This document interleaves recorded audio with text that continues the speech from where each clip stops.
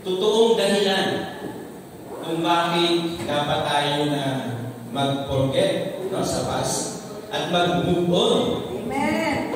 Kung bakit dapat tayo mag-walk carefully.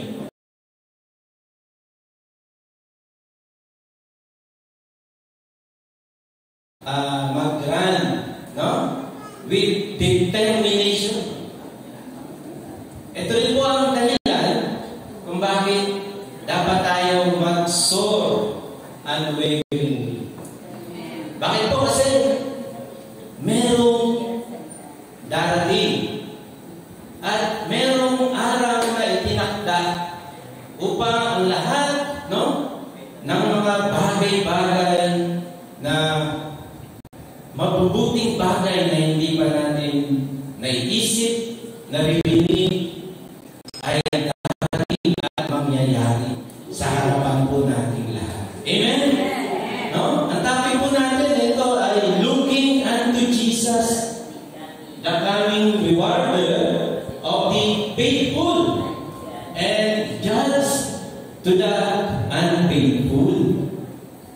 Bakit kaya siya hukom, no? Pero bakit dito judge siya? Ang judges saan po ng Panginoon ay yung nasa loob ng iglesia. Amen? Lahat ng mga naghihintay sa Kanya. Kaya siya po rewarder and judge. Sa faithful, rewarder siya at judge po siya sa mga unfaithful. He has the power and authority. Looking unto Jesus, bakit? Sapagkat sabi niya, I am coming quickly. Amen po ba? Amen. Kaya we are looking after, no? Into next.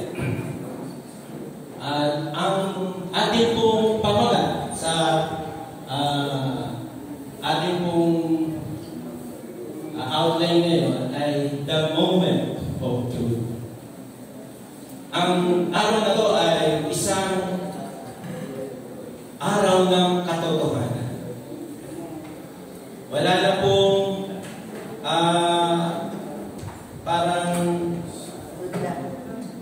parang malabo, no, sa isipan natin. Wala na parang hindi malinaw sa ating mga. Ito na yung panahon ng katotohanan ng mga bagay-bagay. Totoong mangyayari, totoong magaganap. So, we are looking out there. The day will come, and this is the moment of truth. Amen po ba? Next slide po.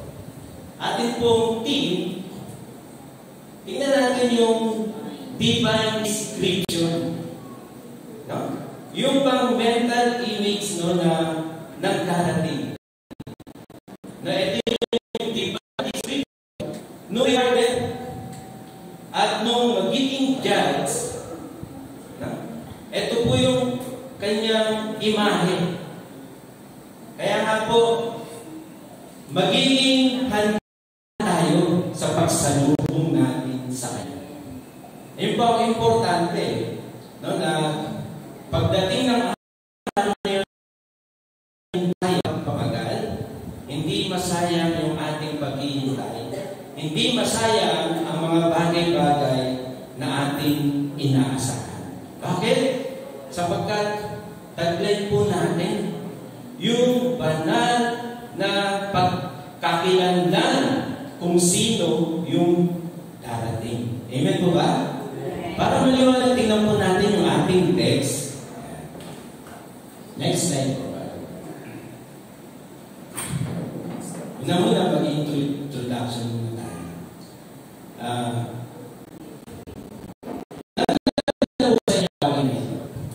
Have you experienced the day, no, yung araw na nangyari na? Yung inaasahan ninyo, naranasan nyo na po ba?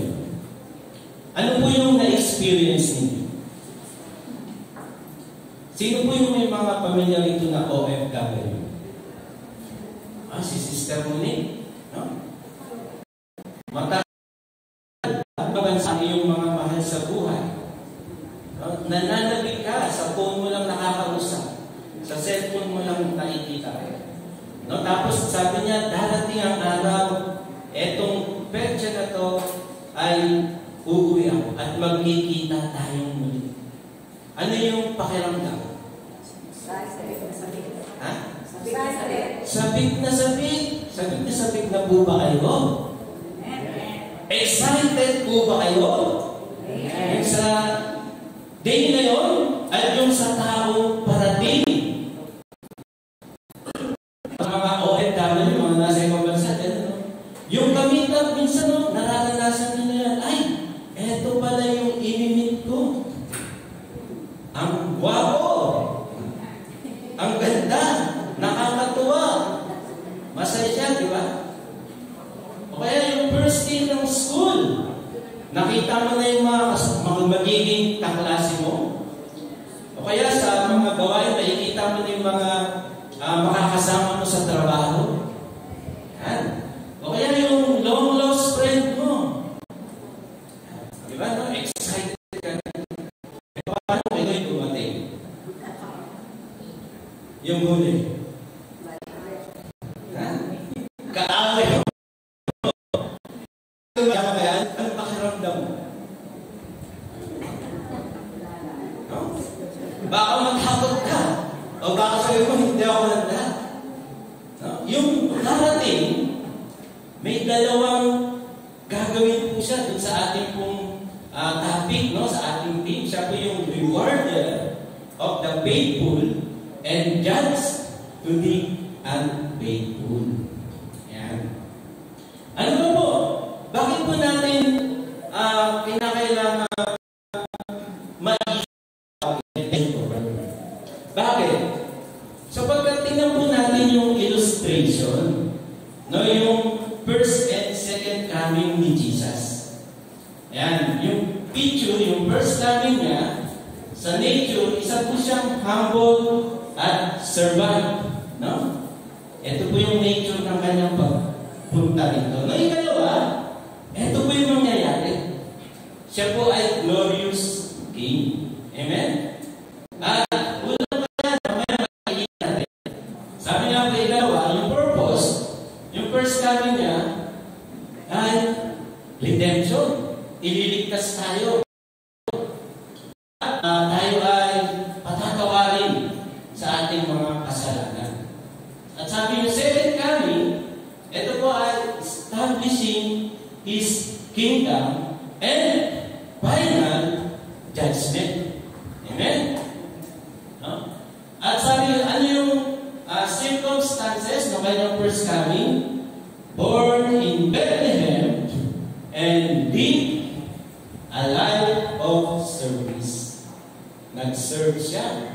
Isinilang na merong likas na pagkatao. Sabi sa kanyang pagbalik,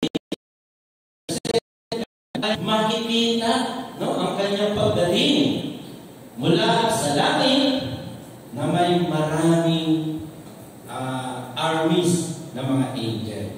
So ayun, no, bakit natin ito kailangan makita? Kasi dumating na siya nung una para iligtas tayo.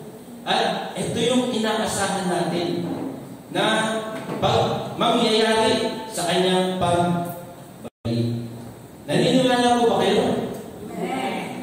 Sige, para maniwala tayo, tingnan natin yung text natin. Ito po yung ating mababasa. Sabi niya, sa Revelation verse 12 to 16, Behold, I am coming quickly. Parating siya ng mabilis. And my reward is with me. Taglan niya yung kanyang gantimpala. Each one as his work deserve. Kanilang mga gawa. Ito ang sabi niya, I am the Alpha and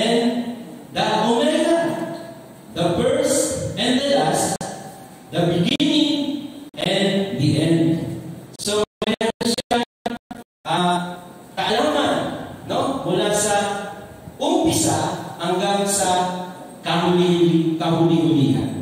Verse 14, Blessed are those who wash their robes. Pansinin po ninyo yung robes. Sino po nagsusuot ng mga robes? Mga hari, mga prinsip, mga royal, di ba? Bakit sabi niya yung wash their robes? Mula nung tinanggap natin ng Panginoon, binigyan tayo ng robes. Amen? Ito yung robes of righteousness mula kay Jesus. Tandaan po natin yun. Sabi, Blessed are those who wash their robes. Sino po itong mga nag-wash ng robes? Nakikita po niyan sa hindi ko lang nasama. Dito po sa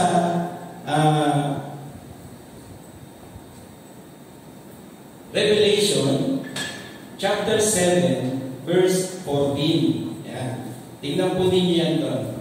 Sa Revelation chapter 7 verse 14, sabi po, ang mga tao na naglinis ng kanilang kasuotan dahil sa dugo ng Jesus. Amen? No? Nasusundan niyo ako?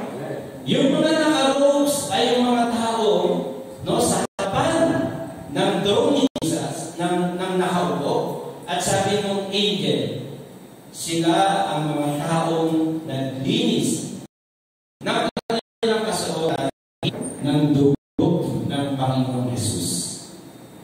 So that they will have the right to the tree of life. Meron silang privilege, no, doon makakuha ng bunga na puno ng buhay. And may enter the city by grace. Meron silang privilege pumasok doon sa walang hanggang verse 14, 15. Outside are the dogs. Sabi doon sa gates, doon yung mga faithful. Bakit sinabi palang faithful? Kasi ang ibig sabihin ng faithful doon sa ating context, sila po yung mga taong they are abiding in Christ. No? Hindi yung faithful na ayon sa kay Merriam-Webster. No? Ayon po sa ating context, ang faithful dito nag-abdes. Sila po yung mga tao na they hold on to the redemptive words of Jesus. Sila yung mga taong nagtiwala sa kaligtasang ipinagkaloob ng Panginoong Jesucristo. Nasusundan po ako? Para mamaya makikita mo natin. Sabi niya, sa labas, yung mga aso, yung mga sorcerer, yung mga sexually immoral person, the murderers, the idolaters, and everyone who loves and practices lying. May mga robes po yan. Pero sila ay sabi, naging manunuin yung robes. Sila ay parang sila ay parang mga sorcerer, mga sexually immoral persons, sila ay mga murderer, idolater, and everyone who loves and practice lying. No? Sa loob ng church, merong faithful. At sa loob ng church, merong nagpa-practice ng mga ganitong bagay. Amen po ba? No? Sabi niya. No? At sabi, I, Jesus, have sent an angel to testify to you of these things. Sa umpisa, mga churches yung inabot niya. Po? At pagdating sa 22, churches din yung kanyang sahod dito. I am the root and the descendant of David, the bright morning star. So, ano po ibig sabihin? Ano sasabi ng ating verse? Ano sinasabi ng ating context? Sabi po, si Jesus ay darating na meron siyang reward, no, nakahanda para sa mga faithful. Siya ay darating na isang judge parusa sa mga nagsisisi. Amen? No? Sila ng mga unfaithful. Bakit po sinulat ang Revelation? Para pahirapan yung ating isip? Hindi po. Ang purpose po ng Revelation ay para tulungan ng mga Kristiyano noong panahon na sila ay pinag-uusig. Kung mapapansin po ninyo, si John ay tinapon sa Patmos, di po ba? At siya po ay pinahirapan.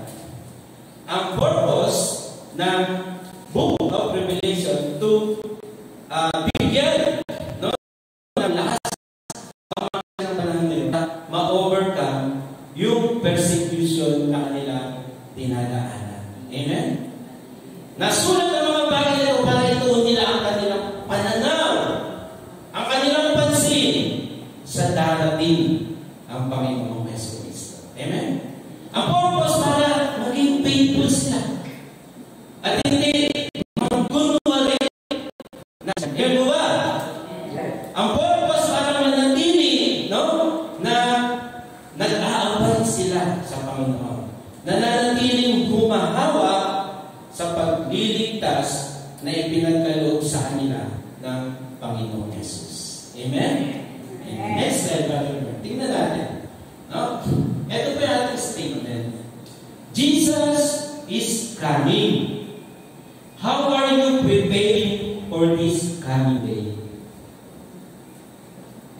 Excited po ba kayo? Masaya po ba kayo? Siya ay darating na magbibigay ng reward para sa iyo. Hallelujah. Siya ba ay darating na magbibigay ng hatol para sa iyo. What will be your reward? Are you faithful or will be called unfaithful? Saan po tayo? Amen! Praise God! Nasa kamay! No, faithful, sino faithful? Mag-aabay tayo kay Jesus. Amen? Hindi walang sanahan. Narumihan yun, sabi yung naghugas ng kanilang mga kasuotan. Paano tayo nilinis? Ayon sa dugo ng Panginoong Jesucristo. Next slide, brother. Ito po ating outline. Yan ating team. At ito po yung ating mga body.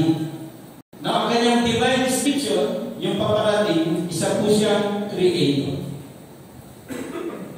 At ikalawa, isa po siyang King of Kings. Ikatlo, siya po yung Lord of Lords. Panginoon, maraming salamat. Samahan mo nga po kami, Panginoon. Tulungan mo po kami. Wala po kami magagawa kung hindi po kami pagpapahayagan. Linawan po, Panginoon Diyos, sa aming isip at sumilang ang iyong liwanag sa aming puso. Kami, Panginoon Diyos, pagpapalan yung salita at kami, Panginoon Diyos, ay patuloy na lumago at inyong Panginoong Diyos kaluguran. Sa inyo namin minamalik ang tagumpay ng gawain nito sa matamis na pangalan ng Panginoong Jesus. Amen. Hallelujah. Next slide. Alam po ba ninyo na meron akong nabasa sa libro o kaya ay sa babasahin. Isa po siyang, hindi ko alam kung true story to o aral lang. Meron po isang sundalo. Alam natin yung sundalo, di ba, na sisend sila sa labanan. Kung minsan, matagal po sila noon pinapauwi. Dumating po yung time na tapos po yung kanilang mission. At napagkakaroon sila ng uwi. At tumawag po yung sundalo sa nanay niya, sa mga magulang niya. Sabi niya, "Ma, oh, nag-miss ka na namin. Ako rin po. Pero pagbalik ko dyan, meron po akong kasama." Sino yung kasama mo? Naging kasama mo na po ito. Ano ba yan? Ano bang nangyari yan? Wala po siyang kamay. At wala rin po siyang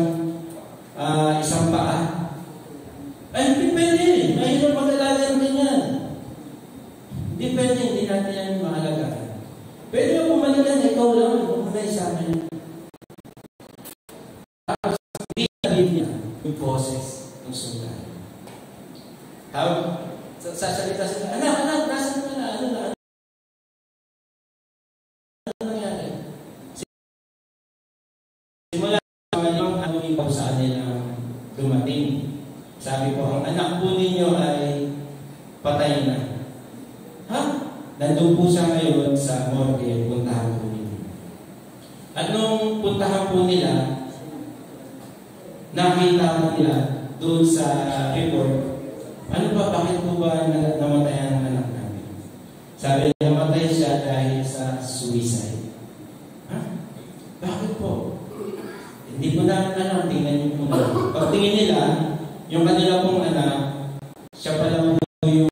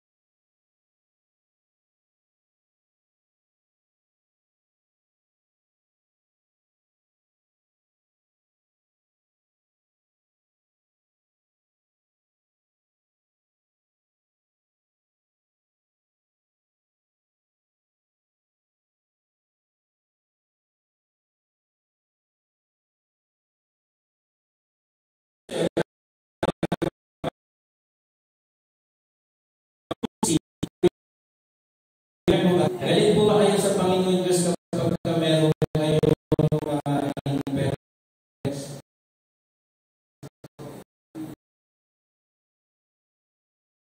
Kapag may magaganda kayo na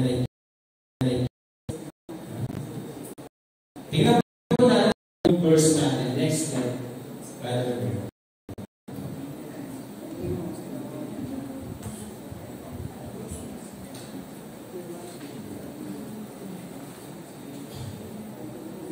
Sabi po niya, I am the Alpha and Omega. Alam po ba ninyo yung word? Binigay niya ng meaning. Siya po yung first and last. Kasi yung Alpha, ito yung first letter, no?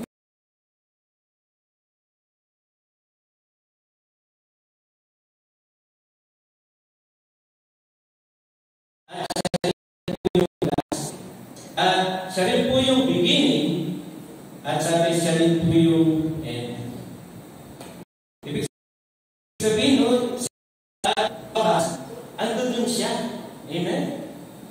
Ako ang Alpha. Kaya sa gitna, sakot niya yun, siyempre. Una at dulo.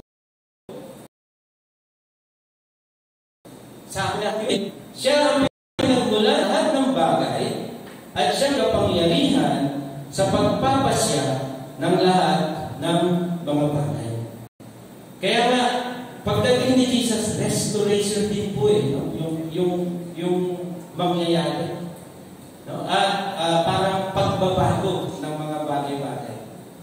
Ibig sabihin, siya yung karunungan bago magsimula ang mga bagay-bagay at siya rin yung may kapangyarihan sa lahat ng mga power, knowledge, and authority.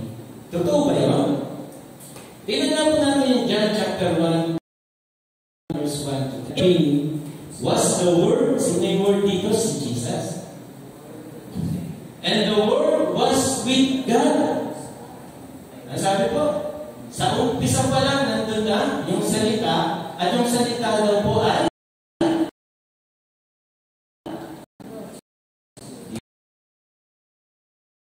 at kasama ng Diyos.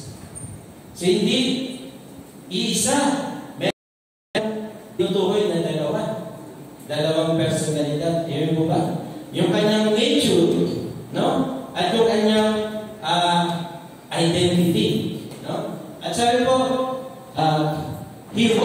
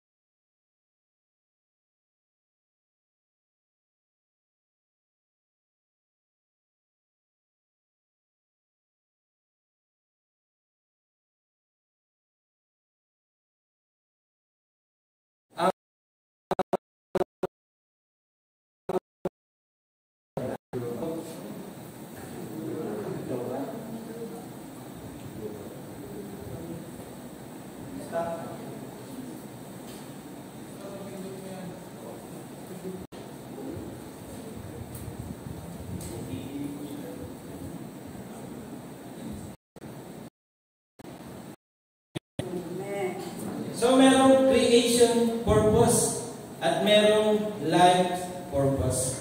Nilikha tayo sa pamamagitan ni Jesus at nilikha upang gumawa ng mabuti para sa kanyang karangalan. Tama po ba yun? Next slide, Brother.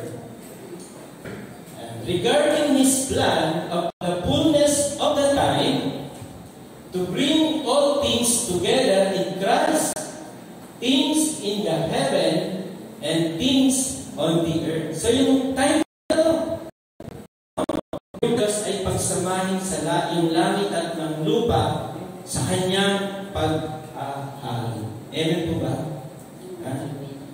At next slide, Brother. So sabi sa Colossians 3:7-10, whatever you do in words or deed, do everything in the name of the Lord Jesus, giving thanks to Him, to God the Father. Verse 23, whatever you do your work heartily as for the Lord and not for people. So ito po yung mga biblical account. Ano yung purpose kung bakit tayo naririto? Para bigyan, papurihan ang Panginoon. Paano natin nalalaman na nagagawa natin yung purpose ni Diyos? Meron ba rin ang nakakaalam? Paano natin nalalaman na tayo ay kumahanap ng kalooban ng Diyos? Ayon po sa ating mga binasa, ayon po sa ating mga references, ikaw ay naggumaganap ng purpose ng Panginoong Diyos kapag ikaw ay nag-grow. Amen po ba? Saan ka mang lugar, ano man ang ginagawa mo, kung hindi ka nag-grow, hindi ka makatupad ng layunin ng Panginoon. Amen po ba ron? Ha? Binigay sa atin lahat ng Panginoon. Sabi niya, apart from me, you can do nothing. Amen? Kaya nga, dapat tayo maging faithful, maging abay tayo kay Jesus. Hindi kayo mamumunga kung kayo ay hiwalay sa atin. Amen? Ha? Alam po ninyo, ang araw, palala ng palala, pahirap ng pahirap. Susubukin tayo ng susubukin. Ano sabi ng angel tayo dyan? Huwag mong lalagyan ng seal ang mga hulang ito. Bakit? Kasi sabi niya, ang masama ay mapasama. Ang mabuti ay lalong magpapakabuti. Ang banal ay lalong magpapakabanal. Sa anong paraan? Ha? Sa pamamagitan ng Panginoong Yesus. Kung ikaw ay mananatili na mag-aabay sa Panginoon, magtulungan ka. Amen po ba? Sa kabila ni Jesus, blessed, mapalad kayo kapag kayo ay inaalimura, kayo ay hinahatulan ng masasama dahil sa akin. Ano sabi? Nagagala, ang inyong Ama sa langit, sa inyong pananatiling matapat. Amen? Mapahal kayo, sila titiis ito.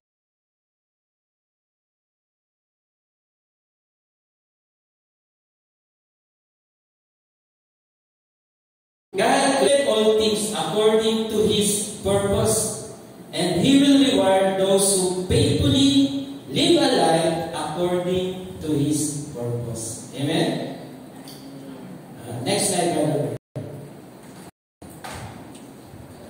So, the coming rewarder is my Creator. Yung paparating pala, na mag-reward sa atin at mag-judge ay yung lumikha ng buhay ko.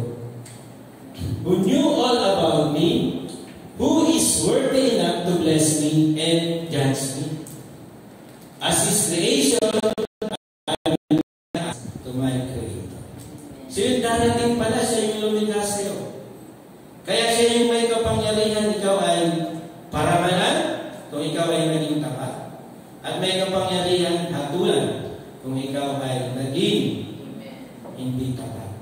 Amen? Kilala ka ng Diyos. Amen po ba? Amen. Wala kang matatakot sa Panginoon. Amen. At ikaw rin ang nakakakilala sa sarili mo. Ha? Kamusta ka ngayon? Ikaw ba ay tapat? Nananatili? No? Na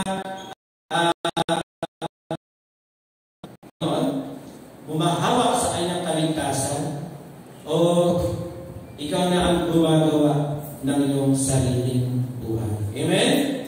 Alam po natin, He is our Creator na magpapala at ahatol sa atin. Papalayan tayo ng Panginoon. Alam po ninyo, meron pong bata, 4 years old. Yung 4 years old, nilapad ko yun sa akin, balita, habang binabalita ito. Ang bata ito ay tawag ng mga pulis. At pagkatapos ng pagtawag sa pulis, ano ang dahilan pagka tumawag? Papahuli ko po yung nanay ko. Pero ninyo, bata, 4 years old, tumawag sa mga pulis. Papahuli yung nanay. Eh mga nanay, tuwa ba kayo noon? 4 years old? Eh di pumunta yung mga pulis doon. Tapos tinanong yung bata, bakit? Ano nagawang kasalanan ng nanay mo? Sabi niya, bakit? Kasi hindi niya ako binigyan ng ice cream. No? Sa murang edad ng bata, no, alam niya na galit siya sa nanay niya kasi bakit? Hindi siya binigyan ng ice cream. Tinanong siya ng mga pulis, ikukulong na namin yung mama mo? Sige po, ikukulong niyo na yan. Mga kaparito, ganun ba? Gusto na mabuhay sa sarili nila? No? Pero nung pinusasan na yung nanay,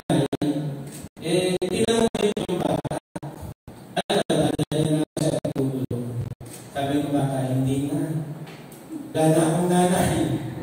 Wala nang mag-aalaga sa akin. So, importante, di po ba, yung magulang sa mga anak. Ano yung ginagawa ng magulang para sa mga anak?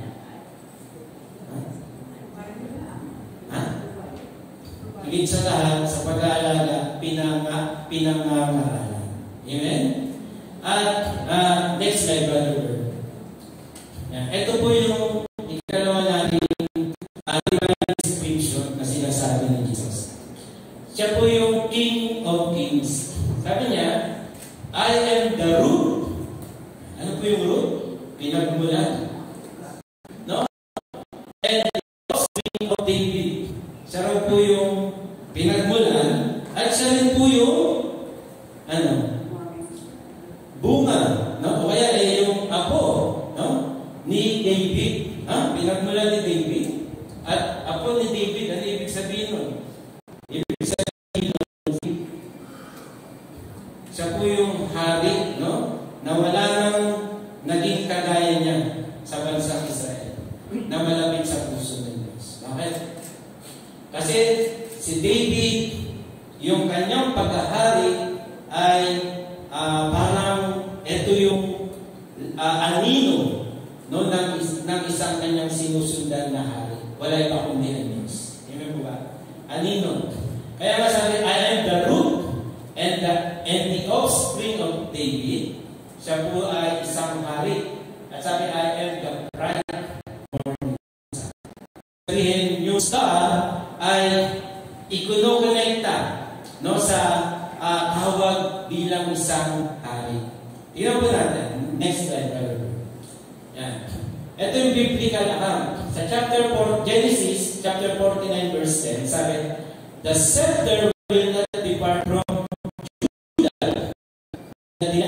Ito ay inihula. Nor the ruler's staff from between his feet until Shiloh comes. Sabi po ng mga scholar, yung Shiloh na yan, hindi po tao, hindi po lugar, kundi isa po siyang word, no? Na parang darating si Panday. Hindi na alam yung Panday. No? Kundi kung sino yung Panday, maraming Panday. At sabi, until the Shiloh comes, may kahantulan na salita na ibig sabihin ay peace. Prince of Peace. Yan, no? Kaya isang pagbigay, no? Siya yung nararapat. He is yung parang siya, no? Until the Shiloh comes. Siya na nga, and to him shall be the obedience of the people. Kaya na yung word the scepter, no, ay nagpapakilala hari. Sino yung mga hawak na scepter? Hari. Amen. Next slide, Brother. At ito po yung sa Numbers chapter 21 verse 17. I see him but not now. I look at him but not near. A star shall appear from Jacob. Star ay inuugnay din po sa hari. And a scepter shall rise from Israel and shall smash the forehead of Moab and overcome all the sons of Israel. So yun ay isang hari, hindi lang hari, kundi hari ng mga hari. Amen. Ang idea ng hari ay more about na hindi lang sa kanyang rulership. Bagaman ito po yung parang nature, no, ng hari, kundi yung king, ang idea ay counselor. Yung king ay namumuno dahil sa kanyang karunungan, sa kanyang mga pagbibigay, no, ng mga salita na kaalaman. Kaya na ang hari na tinatayo, meron siyang wise judgment. Amen? Nasusundan niyo ako? So, itong king of Israel, walang iba, kundi siya rin na creator at siya rin na king of King. Tingnan pa po natin sa Psalms and Prophet. Next slide, Prophet. Sa Psalms and Prophet, isa na lang kinuha ko, si Daniel chapter 7, verse 13 to 14. Sabi po niya, I kept looking in the night vision, and behold, with the clouds of like a son of man. Sino kaya yung son of man na yun? Was coming, and he came up to the ancients of days. Siya yung nagsabing, I am the Alpha and Omega. Amen po ba? And sabi, and was presented before him. Next slide. Verse 14. And unto him was given dominion, honor, and a kingdom, so that all the peoples, nation, and population of all languages might serve him. His dominion is everything which will not pass away, and his kingdom is one which will not be destroyed. Amen? Sino daw yung darating? Ano yung kanyang divine description? Una, Creator. Ikalawa, King of Kings. Siya po ba ang nagkahari sa ating mga puso?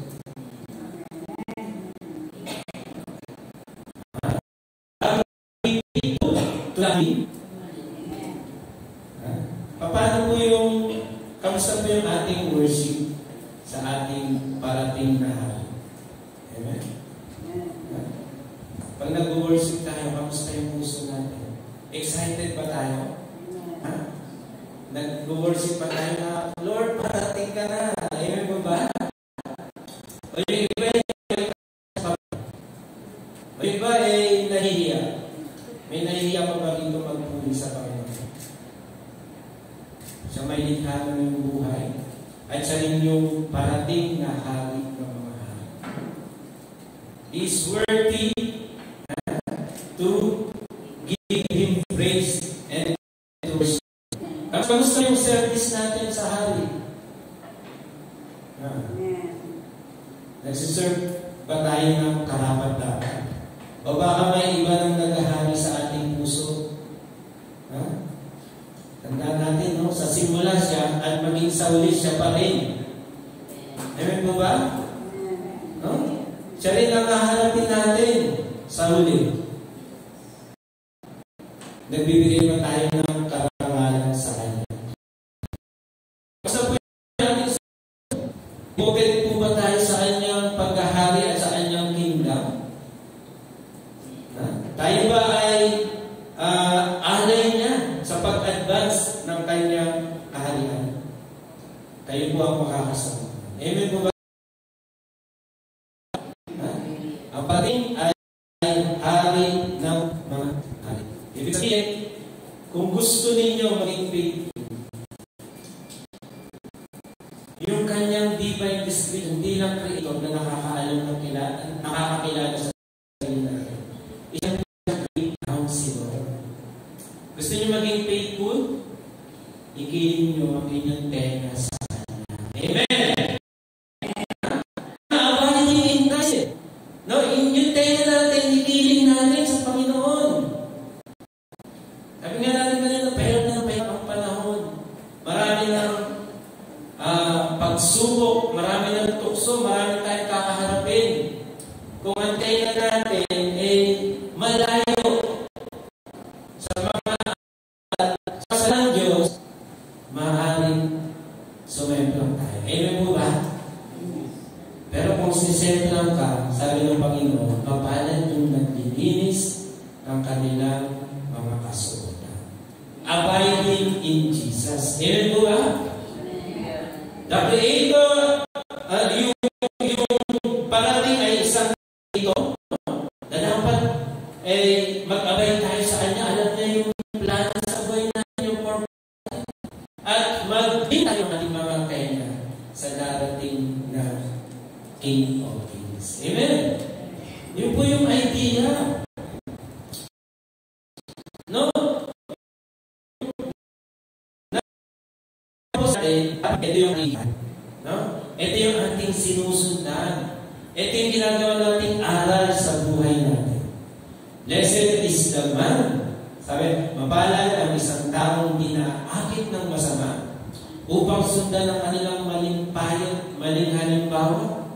Hindi sumasama sa mga taong ang laging adhikan, pagtawanan lamang at hamak-hamakin ang Diyos na dakila. Nagagalak siyang magsaliksik ng banal na aral.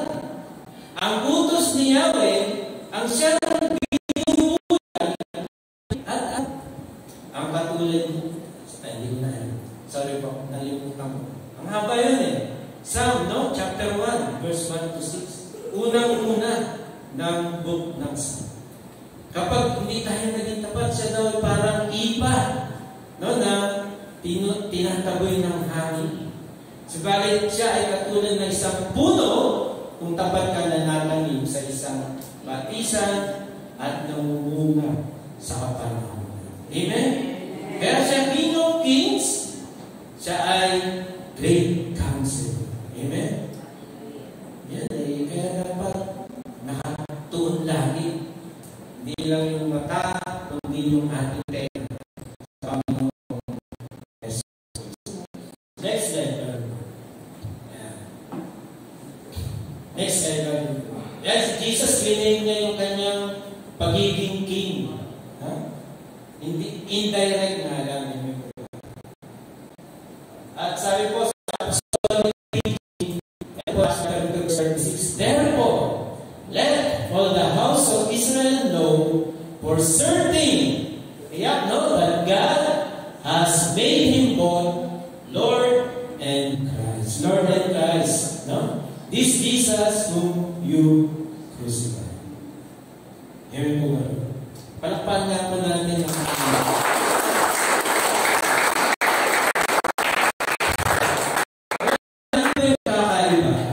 ng king tsaka Lord. Meron po ba rin itong pwedeng tumulong? Ano yung pagkakaiba ng king at tsaka ng Lord? Yung king, no, ay isang ruler. Hindi po ba? Yung ruler. Ibig sabihin, rulership at tayo ay under sa kanyang authority. Amen. Ano yung Lord? Lord ay master. At even ito, ownership. Yung master mo, yung king, malayo, parang malayo ng relationship. Pero yung Lord, napakalapit. Amen po ba? Bakit? Kasi ito ay belongingness. No? Ibig sabihin, ikaw ay napakalapit ng relation mo. Hindi yung parang layo. Nabibigay ang king ay mapapahama. Yung Lord ay napakalapit. Andun yung meron silang intimacy. Yan. Meron silang malalim na ugnayan. Napakalapit. Yan. Tingnan po natin yung next letter. Sige, basahin na natin ito. The Bible tells us that the one who is to come, beside that he is the creator of all things, he is also the King of kings in heaven and on earth. The one who is to come is the King of kings. He has the authority to give reward to those who are faithful and who are unfaithful. He is wise and has a good judgment. Kaya nga siya king. Amen? Pag tapat ka, napapalayan. Pag hindi, alam din niya ang gagawin niya sa'yo. Marunong po siya. Ito po, next slide. Ito po yung tatlo na divine description ng Panginoon. Sabi niya, I, Jesus, an angel to testify to you of these things for the churches. And kailangan ko nun, Jesus, at kasi may mga relationship na word, yung my angel and churches. Ano natin? Yung keyword po dito, yung my. No? Kaya nga, ito ownership. Kasi yung Lord, ownership po. Yung relationship na kanyang nasasaktan.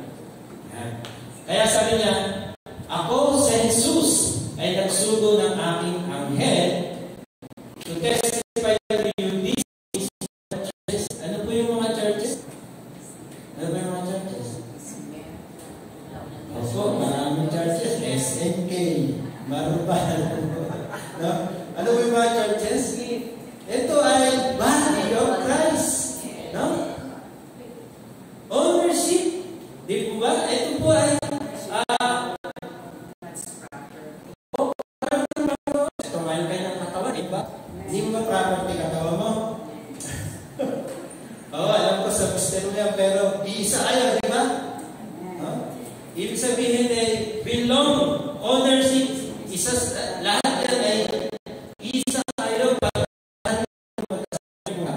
yan tinutukoy dito, yung Lord of Lords. Bakit? May angel. Lord po siya sa iyo. May yung churches. No? Siya po yung head of the church. Amen? No?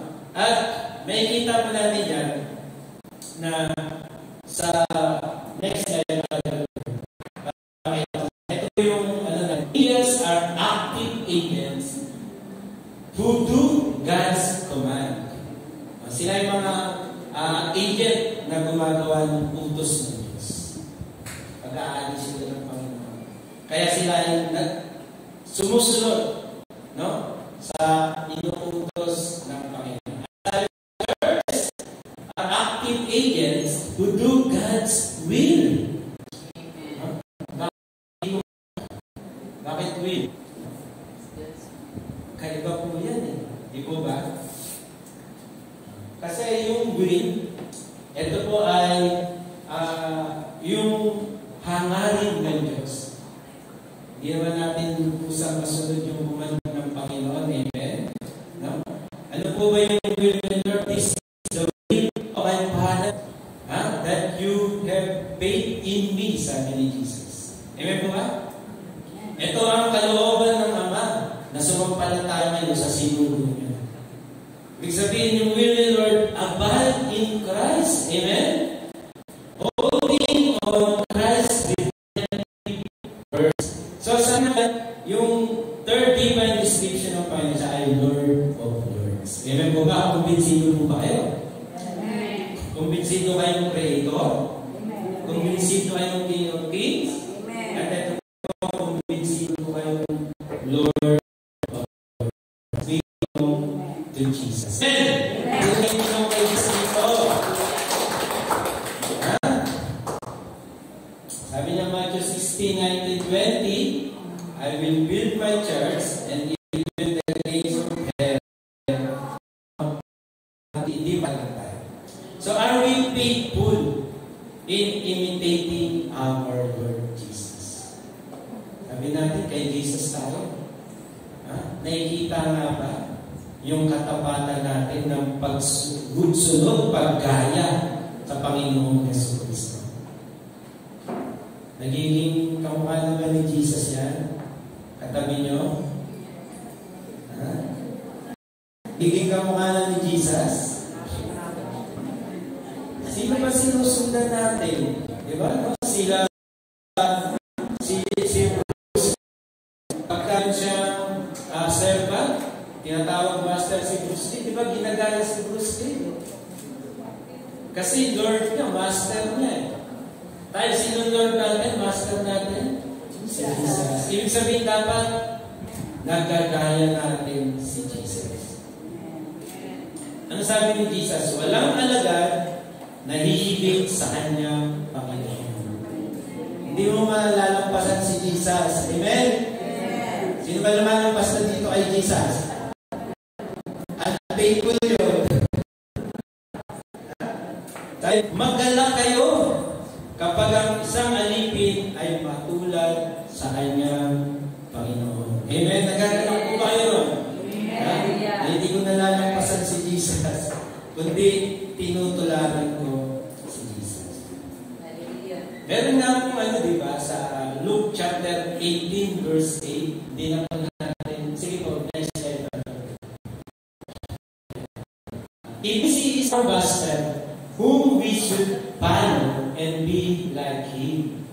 Are we faithful in imitating our Lord Jesus? Diyan sa Luke chapter 18 verse 8, isa po yung parabola na ito rin po yung sinasabi niya. No, ito rin po yung meaning. Ang Panginoong Jesus He will judge those who do unrighteousness and He will those faithfully abide in Christ. Amen? No, so kaya nga sana ay doon tayo sa mabibigyan ng reward. So He is our Creator. No? Ibig sabihin, doon kumapit tayo, kaya magabay tayo sa purpose ng Panginoon.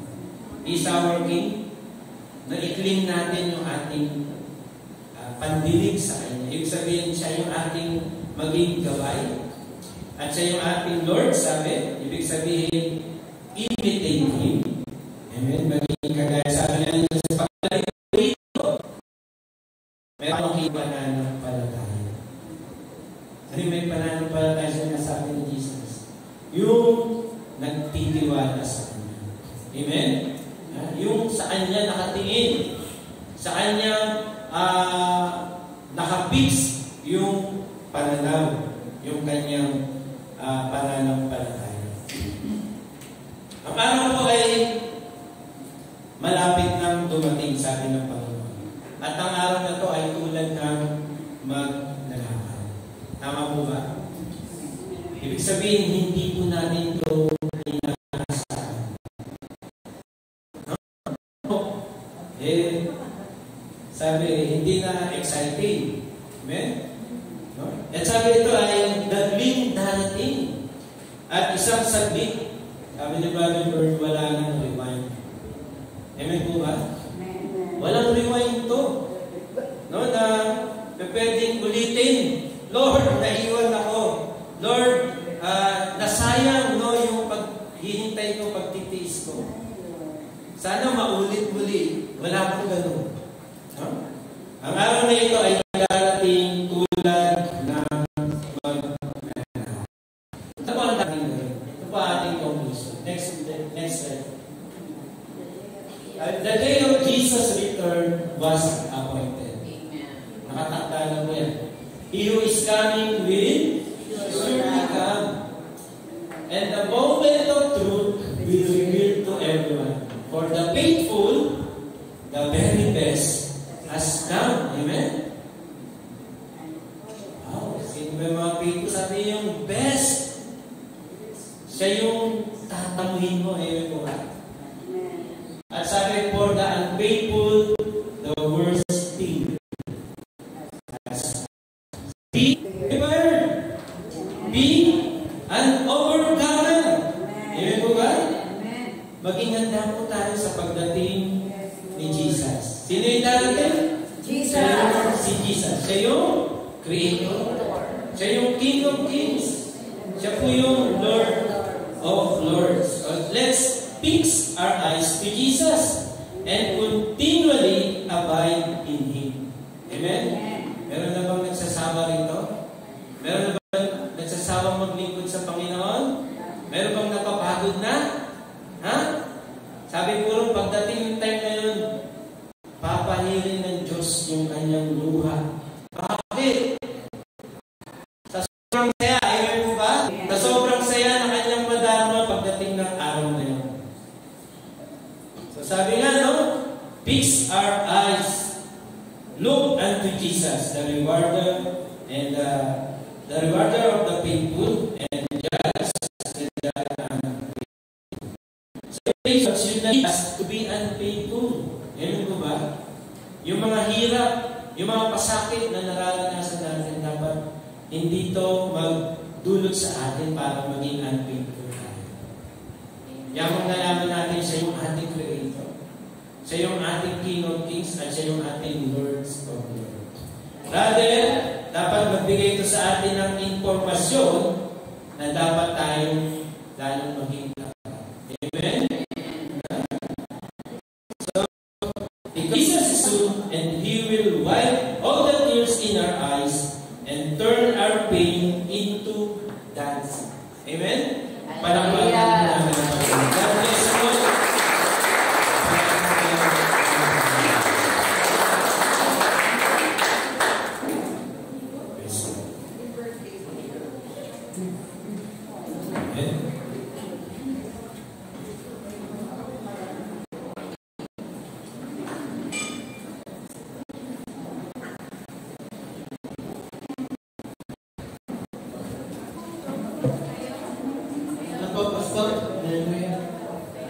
Ngayon po ay tatawag tayo sa God's announcement. Inyayaya ko po si Sister Pedro sa Bawin. Sabi ko ito.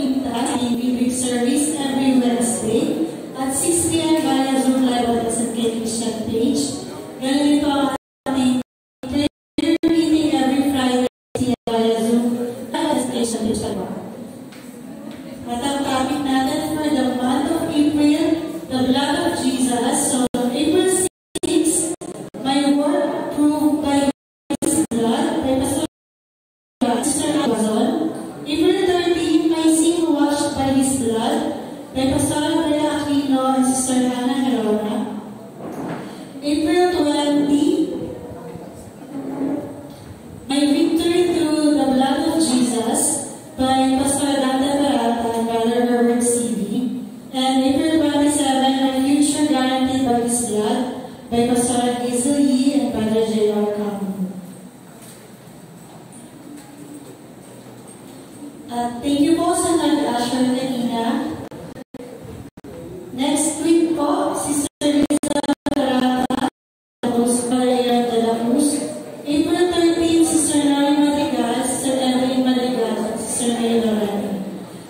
April 20, Sister Johnny Alfonso, Brother Troy Alfonso, and Brother Eric Aquino. And April 27, Sister Banji Barola, Sister Nicole Barola, and Brother Edwin Barola.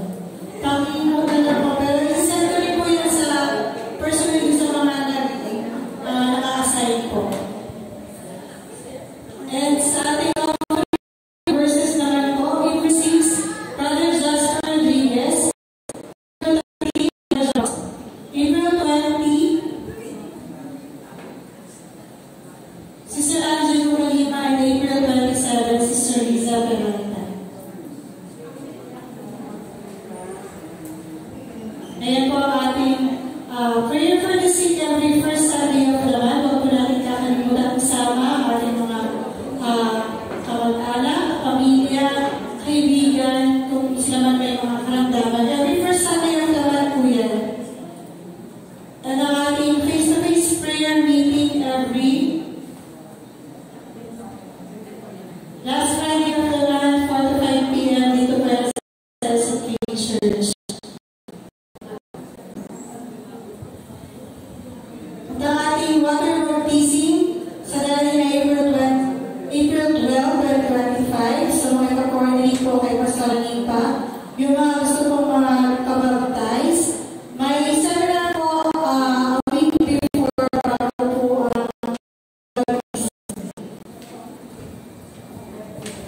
ayan.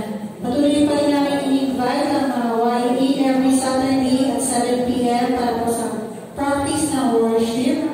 Open din po yan sa mga youth. And may other announcement pa po ba?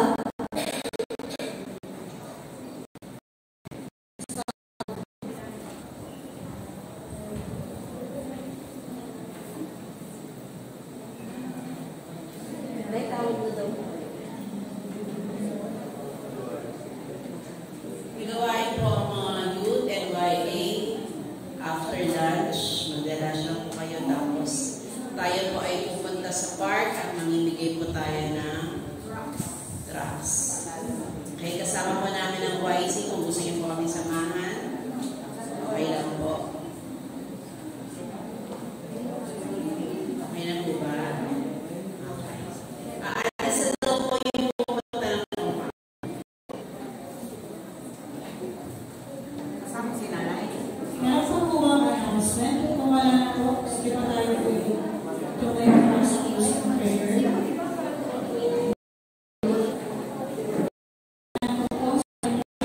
Sister Nori Madigas.